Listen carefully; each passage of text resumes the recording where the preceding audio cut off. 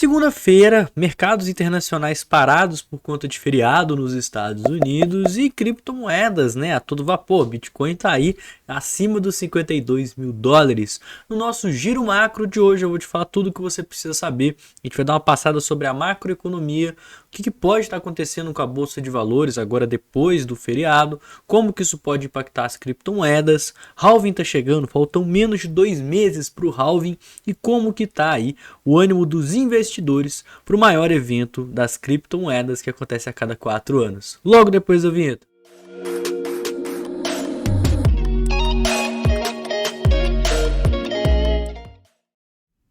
E pessoal, como sempre, né, começando aqui no nosso calendário econômico, hoje é o aniversário de Washington, lá nos Estados Unidos. Então é feriado o dia inteiro, consequentemente.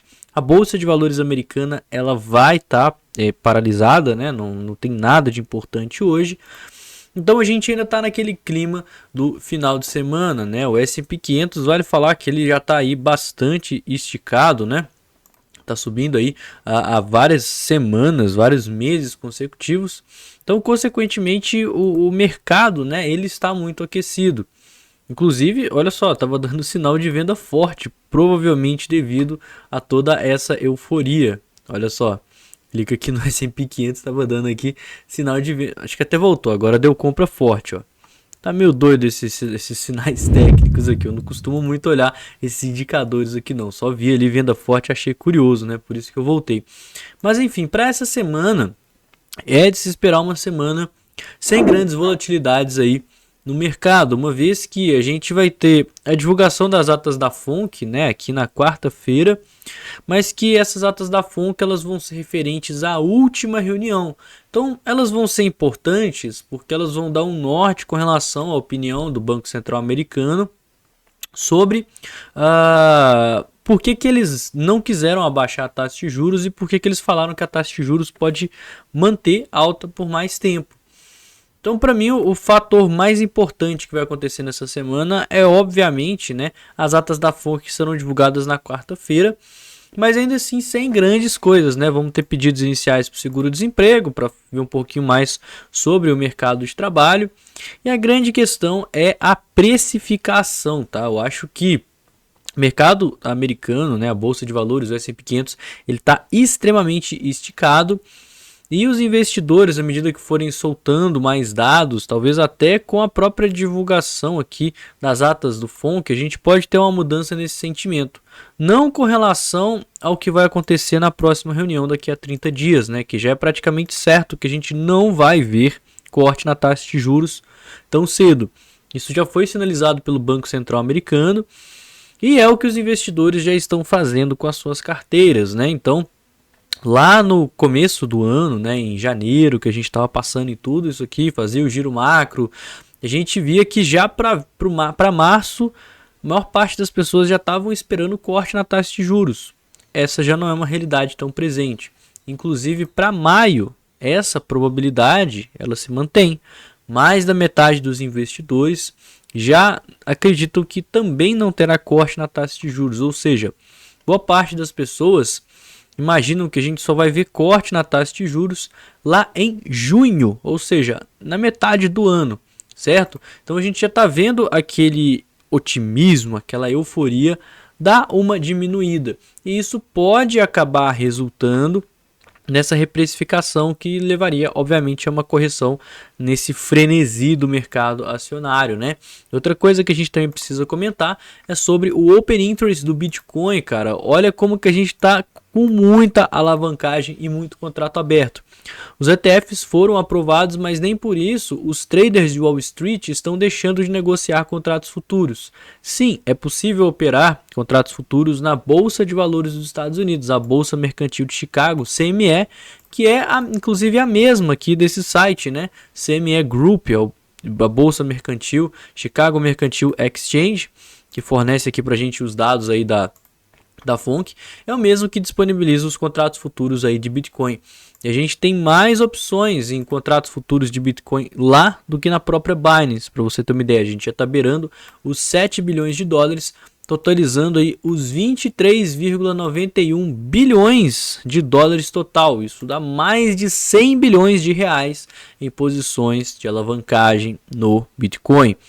E isso vai resultar justamente em caso a gente tenha uma queda da Bolsa de Valores americana, que está extremamente esticada, né? Voltando aqui para ela, olha só como que ela está subindo bastante. Vamos ver se eu puxo o gráfico dela aqui e mostra pra gente, ó. Vou colocar aqui do último mês, acho que tem como até colocar do último ano. Não sei como que eu consigo aqui, ó. Gráfico técnico, não. Um ano, aqui embaixo, ó. Olha, a gente está acima dos 5 mil pontos.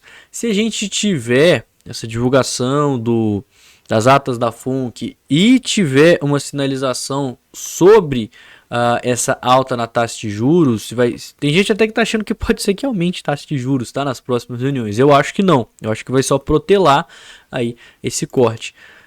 Pode ser que a gente veja justamente essa euforia, esse sentimento de cortes na taxa de juros serem prorrogados, o que poderia resultar numa queda na bolsa de valores, e devido à alta alavancagem do mercado de criptomoedas que está andando junto com a bolsa de valores, pode ser que a gente passe por uma correção também.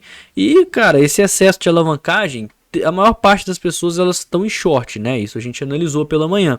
Mas vale falar, claro, que tem muita gente que também está em long, tá? Se o preço começar a cair, boa parte aqui desse capital vai acabar sendo varrida do mercado. E olha só, quase 30% do Open Interest global de todas as corretoras está dentro da CME, né? Então, na CME tem os traders de Bitcoin que estão bullish com o mercado. Dentro da Binance a galera tá tentando achar topo e tudo. Mas na CME a gente tem ligação com o mercado tradicional, trader de Wall Street, né? Essa galera aqui que tá esperando corte na taxa de juros e tá vendo aqui a alta do S&P 500. Consequentemente, muita posição em long. Então toma cuidado com isso. Inclusive, olha o impacto do mercado tradicional no mercado de criptomoedas. Tem pouco mais de um mês que os ETFs de Bitcoin foram aprovados e estão rodando no mercado, né? E eles já estão disponíveis em vários países no mundo. Por exemplo, alguns países do G20, como os Estados Unidos, Canadá, Alemanha, Brasil e Austrália, G20 são as 20 maiores economias do mundo. Alguns paraísos fiscais também já têm ETFs, como Bermudas, Jersey, Suíça, Liechtenstein, Guernsey, eu sou meio difícil de falar nome, né? E também, né, o único país da Ásia, a Malásia, que também está lá disponível os ETFs de Bitcoin. Porém, boa parte do capital, 83,3% do capital, está baseado em ETFs dos Estados Unidos. Por isso que a gente está vendo uma correlação muito grande entre a Bolsa de Valores americana e o próprio preço do Bitcoin e das criptomoedas, justamente porque os investidores, as empresas que estão se expondo ao mercado de criptomoedas, estão aproveitando dessa alta do S&P 500 que eu acabei de explicar aqui para você. Inclusive, se a gente pegar todos os ETFs que existem no mundo, Brasil tem ETF, Canadá tem ETF, né? Vários países aí têm ETFs. Esses 83,3% representam 34,8 bilhões de dólares nesses 10 ETFs. E todos os ETFs são 41,74. Então, assim, é muita grana que está rolando lá nos ETFs dos Estados Unidos. Atualmente a gente tem 33 ETFs de Bitcoin, né? Que chega aí nesses 42 bilhões, o que dá cerca de 839 mil Bitcoins, ou seja, 4% da oferta máxima, não é nem da oferta circulante, é todos os bitcoins que podem existir. 4% já está na mão aí de instituições, mercado tradicional aí dentro dos ETFs. Então, certamente isso vai acabar tendo um impacto que acaba correlacionando, né, o mercado ainda mais com a macroeconomia. Por isso que a gente está começando a fazer, né, já tem aí alguns meses, o giro macro no canal. Outra coisa que vale a pena falar, o GBTC é o maior ETF do mundo, né? Ele é o ETF mais antigo, ele é um fundo de investimento da Grayscale que agora que os ETFs foram aprovados, ele passou a ser negociado também na Bolsa de Valores. Mas antes, muita gente expunha ao Bitcoin comprando ações do GBTC de forma direta dentro da Grayscale. Então, assim, totalizou 22 bilhões de dólares em ativos totais do GBTC. Ou seja, se a gente pegar o mercado de ETF, só o GBTC representa mais da metade.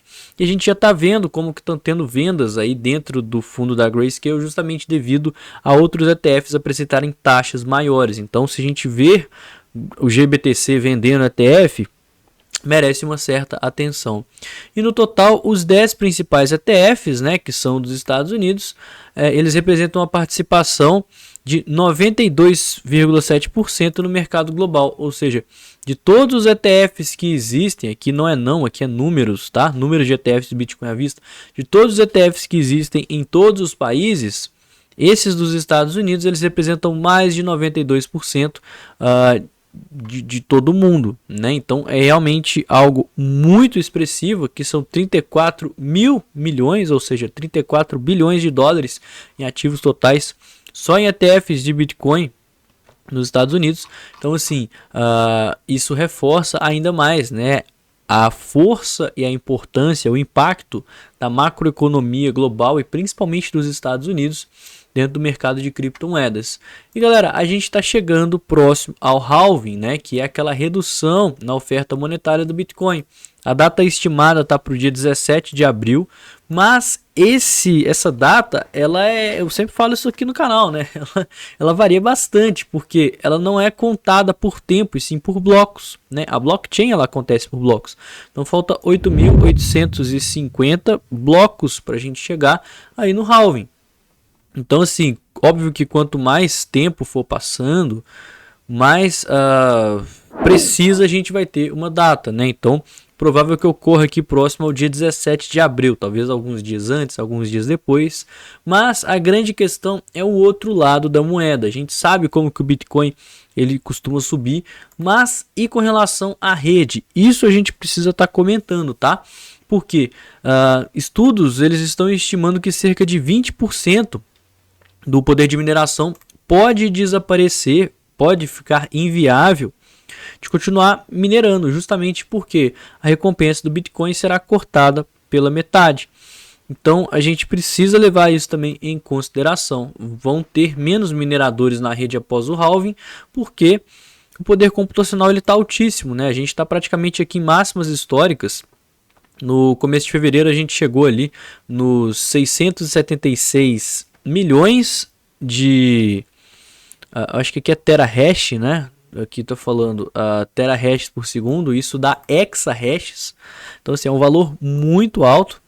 Seleciona a área para dar um zoom, vou colocar aqui, ó. Até passou por uma quedinha, mas ainda assim a gente pode perder 20% desse valor. Será que isso seria algo muito expressivo assim para a rede? É o que essa notícia aqui está trazendo para a gente, porque tem cada vez mais mineradores entrando para o ramo de mineração. Porém, esses mineradores eles recebem Bitcoin. Então, se a gente tiver uma redução pela metade no que eles vão ganhar, pode ser que o negócio deles não fique viável. Então, atualmente, o valor da rede, né, igual eu falei, é em torno dos 500 e... aqui está 520 e poucos, né? Aqui, ó, 544 exahashes por segundo, o que é uma robustez muito grande. Pode ser que 20% desse poder caia, né? Então a gente deve cair aqui em cerca de 100 exahashes por segundo. Ainda assim é um número relativamente alto e considerável, né? Se a gente pensar aqui que de 544 vai cair para 444, beleza. Mas 444 continua sendo um número extremamente alto, né? Então a rede ela vai continuar segura, ela vai continuar robusta. É um poder computacional que vai ser impossível aí de se hackear. E outra coisa, né? Aqui a gente está considerando simplesmente a variável. Eu acho que essa notícia até ela peca nesse sentido, que ela considera só que a oferta de Bitcoin vai diminuir, mas ela não considera que historicamente o preço do Bitcoin sobe. Inclusive um dos motivos que faz subir é justamente porque os mineradores eles param de injetar Bitcoin no mercado, vender os seus Bitcoins, e aí o Bitcoin fica mais escasso. Então por isso que acaba subindo o preço, justamente porque, né, já aconteceu 3 vezes, deve acontecer a 4ª novamente. O preço do Bitcoin é justamente o que vai determinar o lucro dos mineradores. Então, se os mineradores receberem metade do Bitcoin, eles não vão vender esse Bitcoin e ficar no prejuízo. Eles vão segurar o Bitcoin, vão parar de despejar, né, criptomoedas no mercado, vai faltar Bitcoin nas corretoras, as pessoas vão ter que se sujeitar a pagar mais pelo Bitcoin, aí que eles realmente vão vender e despejar novos Bitcoins no mercado. Por isso que o preço costuma subir no halving. Então é normal que a cada halving os mineradores eles fiquem um tempinho no prejuízo, óbvio, né? Mas não que isso represente necessariamente numa queda do poder computacional, até mesmo porque hoje em dia os mineradores estão ganhando bastante dinheiro e o ramo de mineração depende justamente da empresa ela saber mais ou menos mesclar, né, essa quantidade do que ela está recebendo, fazer um caixa antes, né, às vezes começar a vender, já tem mineradora que está vendendo Bitcoin agora, justamente para ficar aí alguns meses sem precisar vender Bitcoin para pagar conta, né, justamente para esperar o preço subir para o Bitcoin ficar mais escasso aí no mercado, certo? Bom, pessoal, o vídeo de hoje foi esse, não esquece do nosso apoiador aqui do canal, a tão querida BingX, a corretora que permite com que você opere sem KYC, sem burocracia.